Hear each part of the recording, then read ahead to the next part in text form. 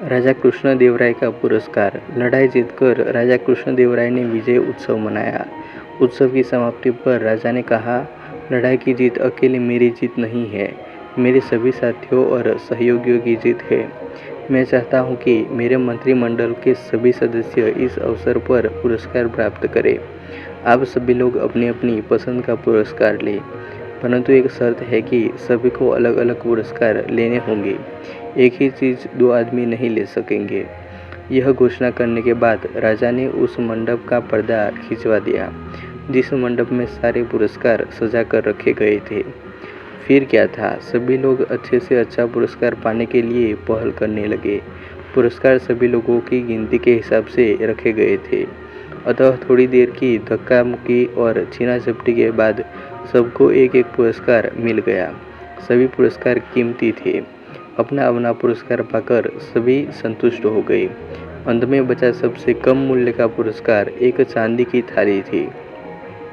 यह पुरस्कार उस आदमी को मिलना था जो दरबार में सबके बाद पहुंचे, यानी देर से पहुंचने का दंड। सब लोगों ने जब हिसाब लगाया तो पता चला कि श्रीमान तेनालीराम अभी तक नहीं पहुंचे हैं। यह जानकर सभी खुश थे। सभी ने सोचा कि इस बेतुके, बेढंगे व सस्ते पुरस्कार को पाते हुए हम सब तेनालीराम को खूब चिढ़ाएंगे, बड़ा मजा आएगा। तभी श्रीमान तेनालीराम आ गए। सारे लोग एक स्वर में चिल्ला पड़े, आइए तेनालीराम जी, एक अनोखा पुरस्कार आपका इंतजार कर रहा है। तेनालीराम ने सभी दरबारियों पर दृष्टि डाली। सभी के हाथों में अपने अपने पुरस्कार थे। किसी के गले में सोने की माला थी तो किसी के हाथ में सोने का भाला, किसी के सिर पर सुनहरे काम की रेशम की पगड़ी थी तो किसी के हाथ में हीरे की अंगूठी। तेनालीराम उन सब चीज़ों को देखकर सारी बात समझ गया। उसने चुपचाप चांदी की थाली उठा ली। उसने चांदी की उस थाली को मस्तक से लगाया और उस पर दुपट्टा ढक दिया, ऐसे कि जैसे थाली में कुछ रखा हुआ हो। राजा कृष्णदेवराय ने थाली को दुपट्टे से ढकते हुए तेनालीराम को देख लिया। वे बोले, तेनालीराम, थाली को दुपट्टे से इस तरह क्यों ढक रहे हो? क्या करूं महाराज, अब तक तो मुझे आपके दरबार में हमेशा अशर्फियों से भरे थाल मिलते रहे हैं। यह पहला मौका है कि मुझे चांदी की थाली मिली है।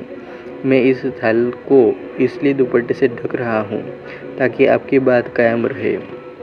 सब यही समझ गए कि तेनालीराम को इस बार भी महाराज ने थाली भरकर अशर्फियाँ पुरस्कार में दी है। महाराज तेनालीराम की चतुराई भरी बातों से प्रसन्न हो गए। उन्होंने गले से अपना बहुमूल्य हार उतारा और कहा, तेनालीराम, तुम्हारी आज भी खाली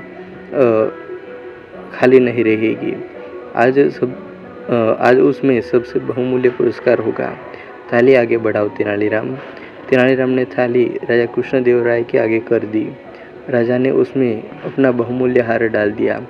सभी लोग तेनालीराम की बुद्धि का लोहा मान गए। थोड़ी देर पहले तो दरबारी उसका मजाक उड़ा रहे थे। वे सब बिगी बिल्ली बने एक दूसरे को मुंह देखते रहे थे, क्योंकि सबसे कीमती पुरस्कार इस बार भी तेनालीराम को ही मिला था। कहानी अच्छी लगी हो तो ऐसे ही और कहानियों के लिए वीडियो को लाइक, कमेंट और शेयर कर दीजिएगा। और चैनल को अभी तक सब्सक्राइब नहीं किया हो तो सब्सक्राइब कर लेना। मिलते हैं और एक वीडियो में। जय हिंद, वंदे मातरम।